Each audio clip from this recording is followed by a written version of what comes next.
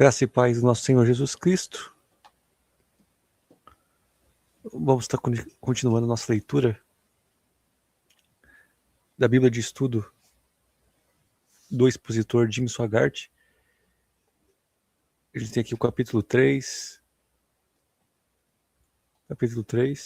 a queda do homem, e aqui uma data aproximada, 4004 a.C., né? Tentando datar aí a possível data que Moisés escreveu o livro. Vai falar sobre a tentação a tentação da serpente.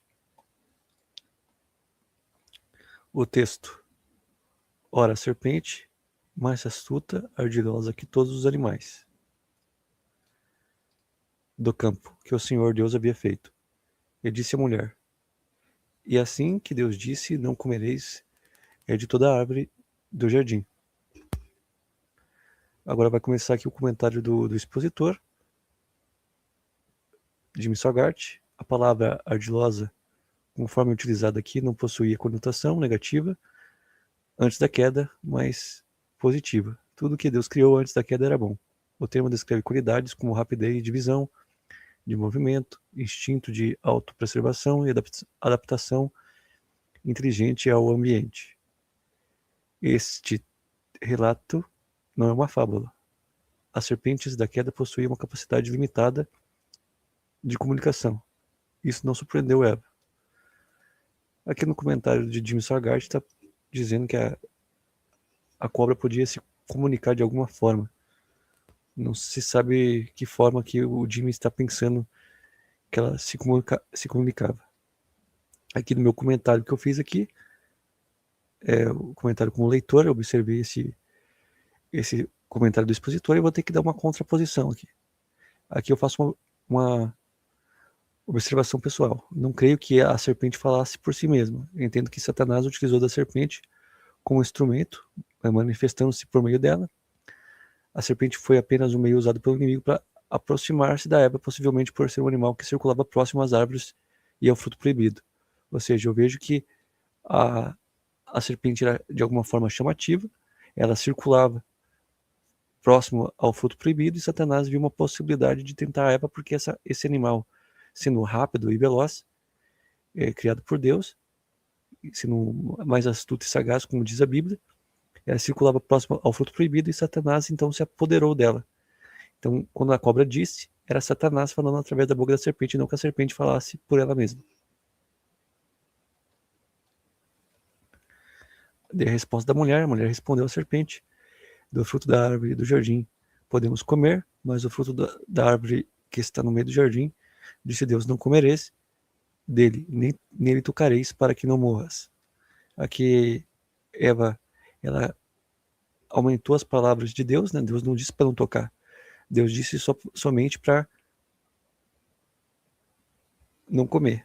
E o comentário do expositor que ela citou corretamente a proibição divina, mas acrescentou algo que Deus não havia dito, nem nele tocareis. Isso demonstra como a palavra de Deus começa a ser alterada quando é questionada.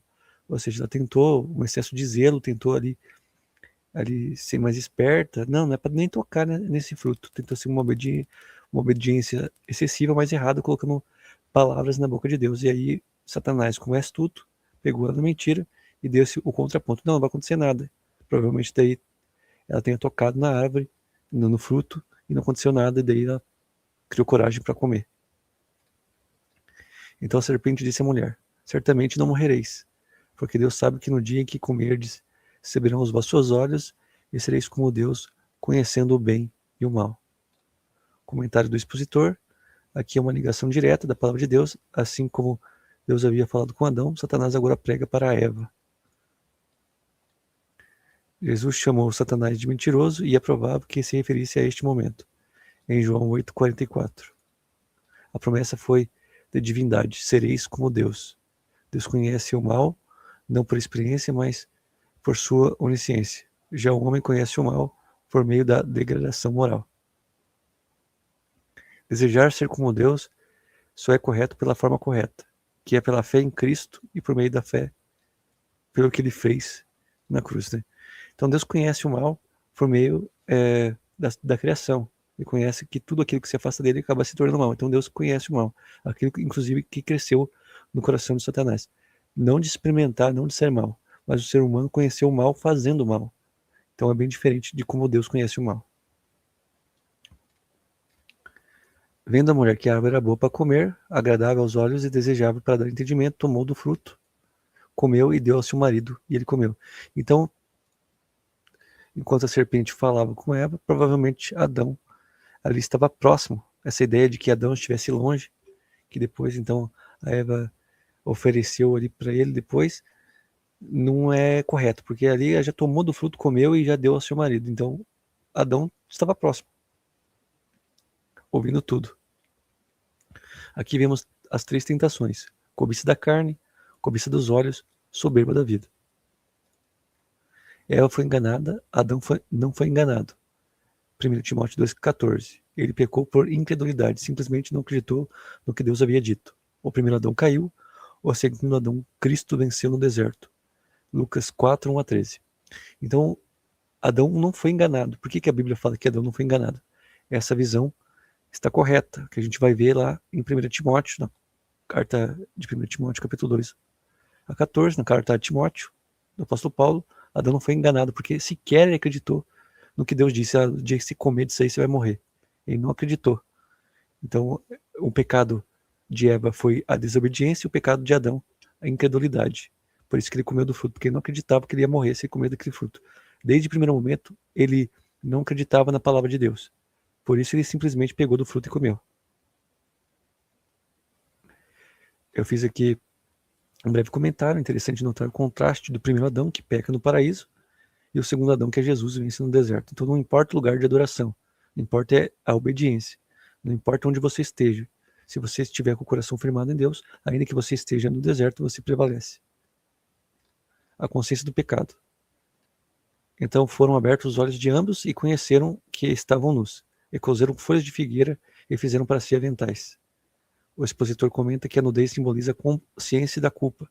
As folhas de figueira representam os esforços humanos, moralidade, rituais e cerimônias, todos sem valor para remover o pecado. Tentaram remover o pecado simplesmente tampando as suas vergonhas, mas nem sequer as roupas puderam esconder ali o que eles tinham feito. Ouviram a voz do Senhor, que passeava no jardim, pela aberração de esconder-se da presença do Senhor.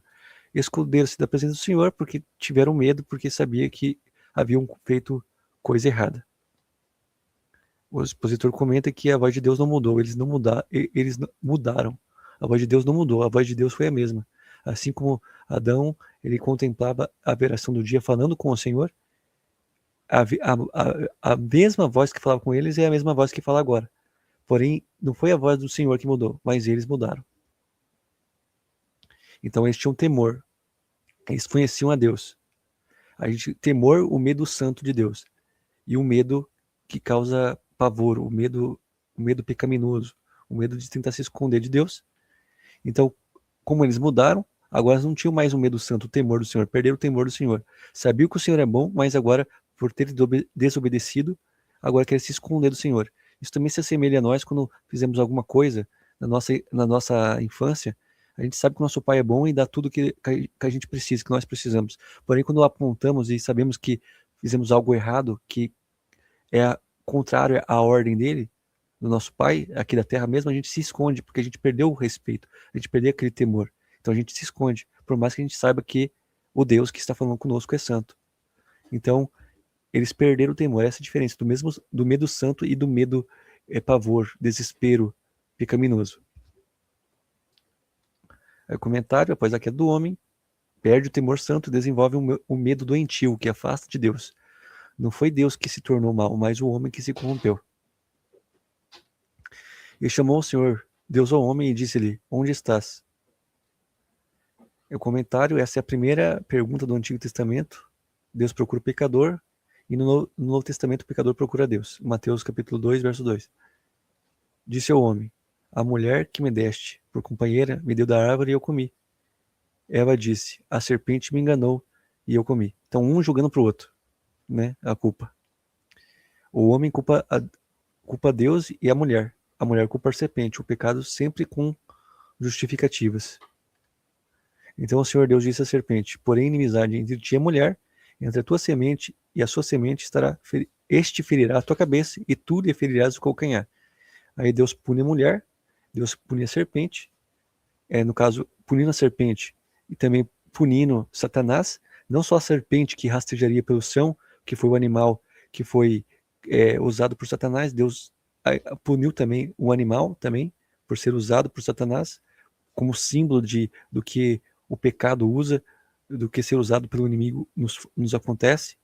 Rasteja pelo chão e comerás pós. Por isso que a gente vê muita gente que manifesta o inimigo e algumas das possessões, a primeira, quanto mais baixo do pecado a pessoa está, a primeira influência maligna é se rastejar pelo chão, justamente dando ali a ênfase, o destaque para o pecado lá, a serpente que começar a rastejar pelo chão e comerás pó, sinal da serpente do maligno com a queda do pecado. Aqui esta primeira promessa messiânica, Satanás ferirá o calcanhar de Cristo, no caso, Cristo esmagaria sua cabeça na vitória final. Ou seja, Cristo foi flagelado, Satanás tentou punir, Satanás tentou tentar Jesus, Satanás tentou ferir Jesus, porém, na cruz, a vitória e a ressurreição no terceiro dia, Jesus pisa e vence de vez a morte, pisando na cabeça de Satanás, conhecido como a antiga serpente, aqui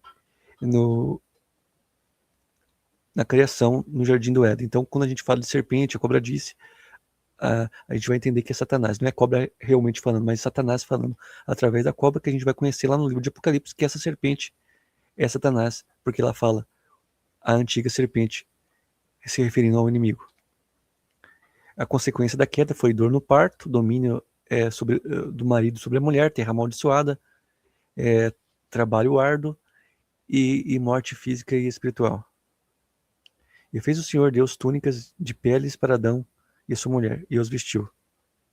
Aqui ocorre o primeiro sacrifício sem derramamento de sangue, não há remissão não há remissão, né? Deus, o homem, providenciou a cobertura em uma figura de Cristo. Então ali ele matou ali os bezerros, os cordeiros representando Cristo, com sinal de remissão dos pecados, porque só ali o cordeiro que tira o pecado do mundo pode cobrir a multidão de pecados. No caso, como ele matou o cordeiro e eles se vestiram com a pele daquele animal, aquele animal cobriu o pecado que eles haviam cometido.